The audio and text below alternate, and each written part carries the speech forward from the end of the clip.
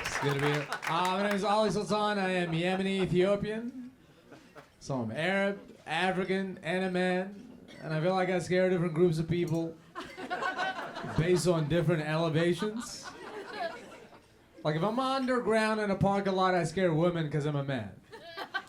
If I'm on a street, I scare old white people because I'm African. And if I'm on a plane, I pretend to be Puerto Rican. I enter every plane the same. I go, hola papi!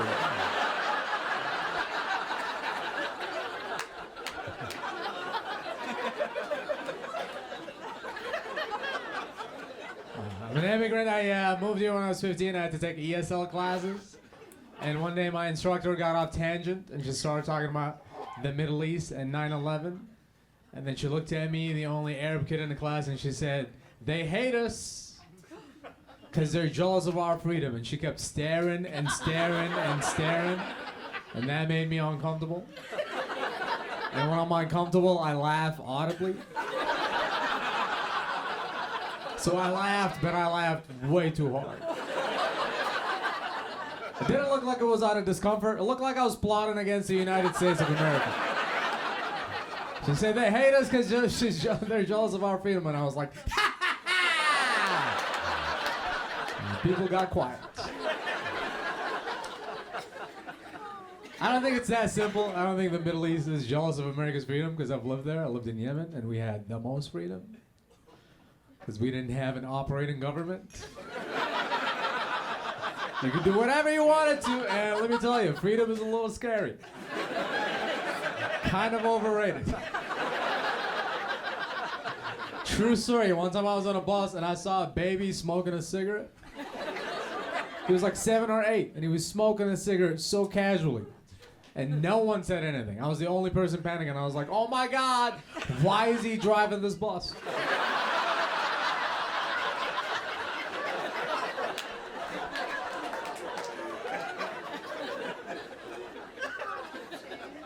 I do comedy full time now. I used to work at a Target, and I hated my boss because every time he saw me in the morning, he would be like, Brother Ali, what's up? At 7 a.m. And here's my issue with him. Kevin was the whitest person I knew at that Target, and he didn't talk like that. He talked differently to everybody else at the work. And anytime he went into work, I would watch him, and he'd be like, top of the morning, Melissa. Howdy doody, Jason. And then he'll find me, he'll be like, Brother Ali, Sabu. You guys are quiet because you do that at work too? Yeah? And it's partly my fault because we started at hellos, and one day he said, what up? And I didn't stop him. So we escalated to bird calls. But secretly, I just wanted it to get bad enough for me to sue Target. Like in my fantasy, Kevin would come to work with a do-rag and say, Salam alaikum, my nigga. And then I would pull out my voice recorder and buy my mom a house.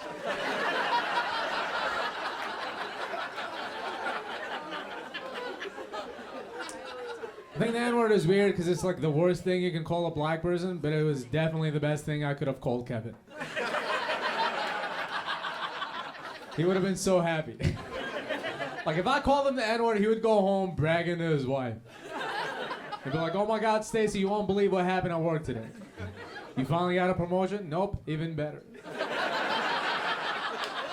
Brother Ali accepted me. I'm 31 now, and I have friends that have kids, and sometimes I have to show up like to kids' parties. Would not recommend it. I don't know if you've ever been to a kids' party, but it's extremely boring. There's no drugs, no alcohol, just a lot of listening to kids' bullshit.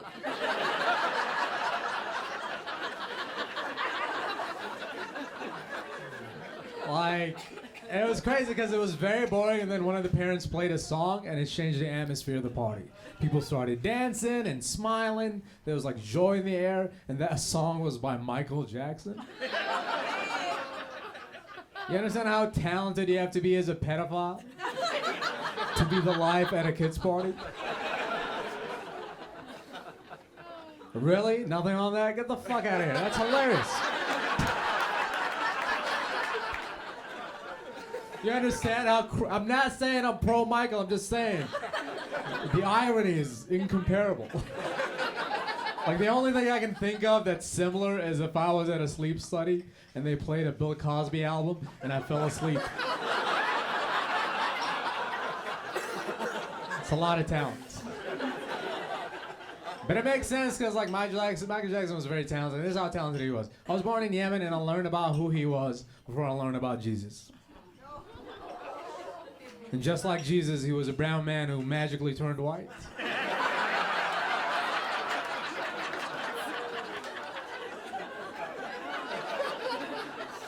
I wish there's like one black person in this crowd to back me up.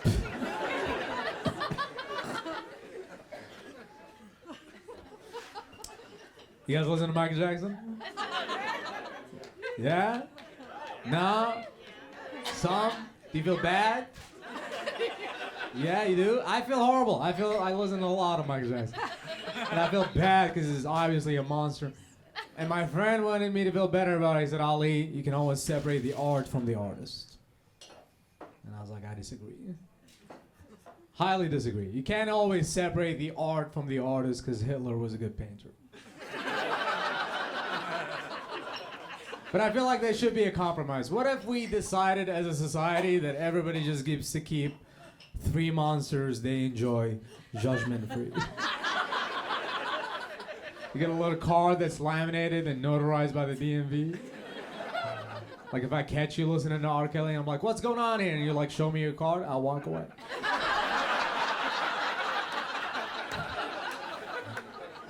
My card would say MJ, CK, and George W. Bush. Also a good painter. Okay, I've lost you as a whole, that's cool. There's a lot of mass shootings in America, and it's very heartbreaking. I'm an American, and anytime I see it, I feel super sad. But I'm also Arab. And I feel very relieved. Because white men are taking a lot of pressure off us. Thank you. Thank you, and definitely you. Like, it's been a lot easier for me out there. I've been breezing through the TSA.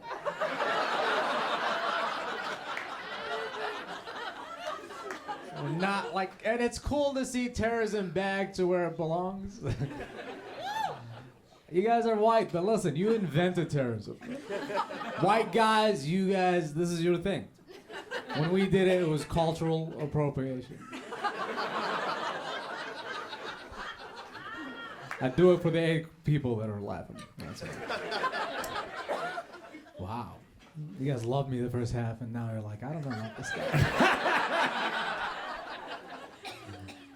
I was in Bismarck, North Dakota, and I did a show.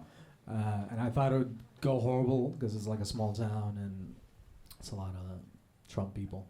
And you can do the math. Yeah, I was like, oh shit, this is not going to go well. You've seen the act. And surprisingly, it went they were way better than you guys. They were like tight in the assholes, just like you guys. They were like fun people. They were laughing.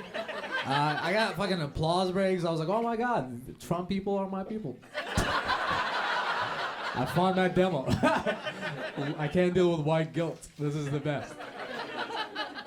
And then it got weird. I was leaving the exiting the venue, and somebody from the back yelled, "White power!"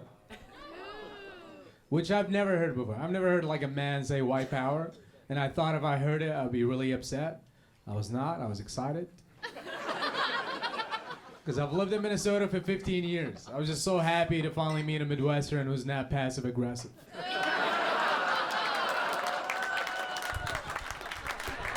Hey guys, you've been a lot of fun. Thank you so much. I'm Ali.